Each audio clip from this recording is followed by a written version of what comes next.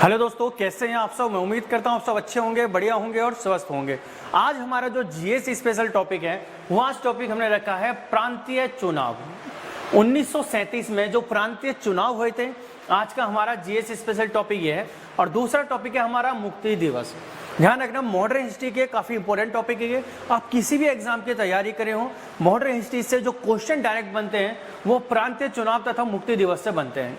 दोनों ही टॉपिक एक दूसरे से रिलेटेड है, इसलिए हमने कोशिश की कि आपके लिए उन टॉपिक्स पे वीडियो लेके आए जो एक दूसरे से लिंक करते हो। तो सारे टॉपिक्स में वो ये बहुत इंपॉर्टेंट होने वाला है, तो बड़े ध्यान से समझ रहे हैं। सबसे इंपॉर्टेंट बात, इस पूरे जो भी आज की हमारी स्लाइड होने वाली है, इसमें मैंने सभी चीजों को पॉइंट वाइज समझाया है और हर एक पॉइंट एक अपने आप में क्वेश्चन है, तो किसी भी पॉइंट को स्किप ना करें। तो स्टार्ट करते हैं आज का अपना लेक्चर। मैं हूं आपका एजुकेटर योगेश गोस्वामी और स्वागत करता हूं आपका अपने चैनल महाऋषि जीएस में। तो स्टार्ट करते हैं प्रांतीय चुनाव के बारे में। थोड़ा सा कुछ बैकग्राउंड देखते हैं। तो आप सभी ने एक नाम सुना होगा, भारतीय शासन अधिनियम 1935। आप सभी ने पढ़ा हुआ ये भारतीय शासन अधिनियम 1935। भारतीय शासन अधिनियम 1935 इंपोर्टेंट इसलिए है क्योंकि हमारे संविधान का लगभग 70% भाग इसी अधिनियम से बना हुआ है।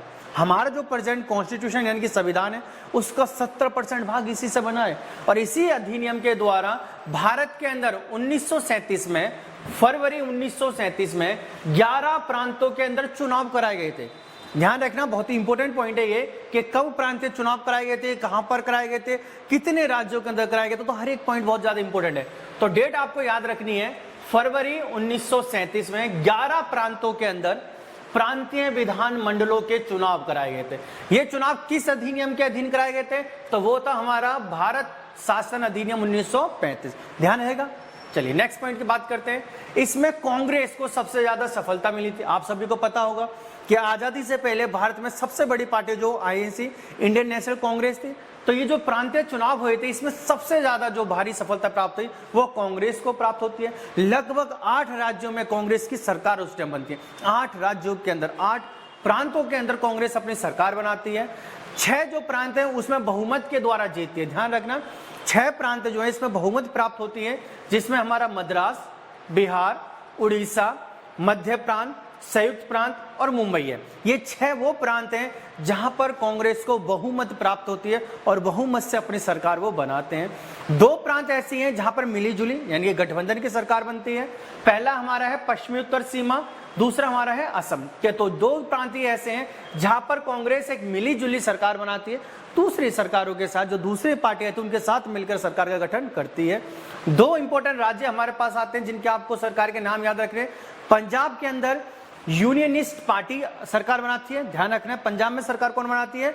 Unionist party. और बंगाल के अंदर कृषक प्रजा पार्टी सरकार को गठित करती है। तो ये 2 स्टेट है जो आपको ध्यान रखने, पंजाब के अंदर यूनियनिस्ट पार्टी और बंगाल के अंदर कृषक प्रजा पार्टी सरकार बनाती है। तो यहां से जो आपको पॉइंट इंपॉर्टेंट याद रखने हैं, पहला क्वेश्चन क्या बनेगा आपको कि जो प्रांतीय चुनाव हुए थे वो किसी अधिनियम के अधीन थे। तो किस अधिनियम के बेसिस पर बनाए गए थे वो? तो भारतीय शासन अधिनियम 1935। पहला क्वेश्चन याद रखना है।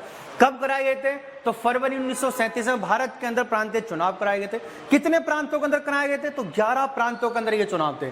कांग्रेस को इसमें 11 में से 8 पर सरकार बनाने का मौका मिला, जिसमें से 6 पे उन्होंने बहुमत से सरकार बनाई और 2 ऐसे थे जहां पर उन्होंने मिलीजुली सरकार बनाई थी। ये कुछ क्वेश्चन हैं जो आपको याद रखने हैं।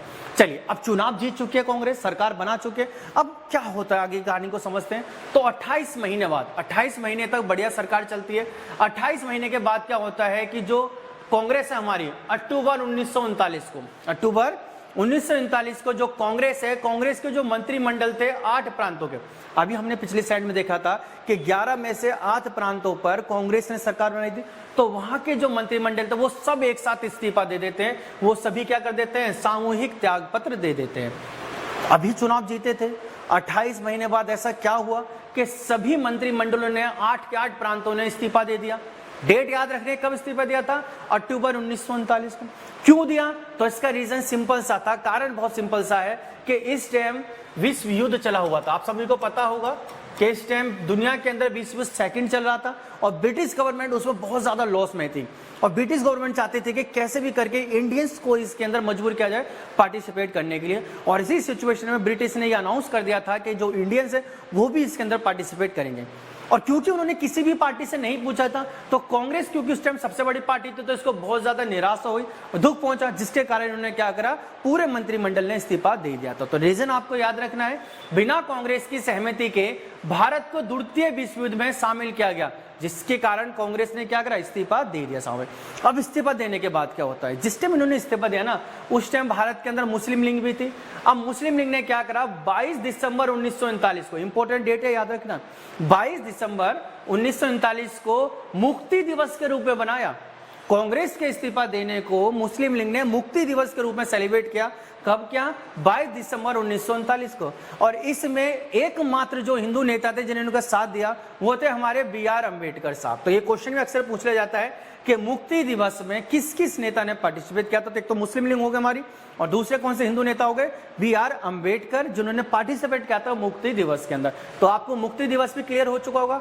मुक्ति दिवस क्यों सेलिब्रेट किया गया था, क्योंकि जो कांग्रेस थी उसने 8 प्रांतों से इस्तीफा दे दिया था, त्यागपत्र दे दिया था, और इसी खुशी में मुस्लिम लीग ने मुक्ति दिवस सेलिब्रेट किया था। कब सेलिब्रेट किया था, 22 दिसंबर 1939 को। क्लियर है। तो आई होप कि आप पूरा टॉपिक समझ चुके हो, प्रांतीय चुनाव क्या थे और मुक्ति दिवस क्या है। कोई भी आपके मन में डाउट है तो उसे कमेंट बॉक्स में कर देना। कोई भी डाउट हो तो हम कोशिश करेंगे उसका आंसर आपको दे सके। अगर आपको ये वीडियो अच्छी लगी तो इसको लाइक जरूर करना, अपने दोस्तों तक शेयर करना, क्योंकि इसके बाद भी बहुत सारे जितने भी इंपॉर्टेंट टॉपिक है सबके आपके हम ऐसी शॉर्ट वीडियो लाते रहेंगे, जिससे क्या है आपके सारे टॉपिक क्लियर होते रहे। और ध्यान रखना इंपॉर्टेंट बात, जितने भी पॉइंट है हर एक क्वेश्चन है अपना आप है, और डायरेक्ट एग्जाम के अंदर ये क्वेश्चन आ जाते हैं, तो एक भी पॉइंट को स्किप मत करना। तो हमारे चैनल को सब्सक्राइब जरूर कर लेना, क्योंकि सब्सक्राइब कर लोगे तभी आपको आते ही तुरंत वीडियो का पता चल जाएगा। तो जय हिंद, जय भारत।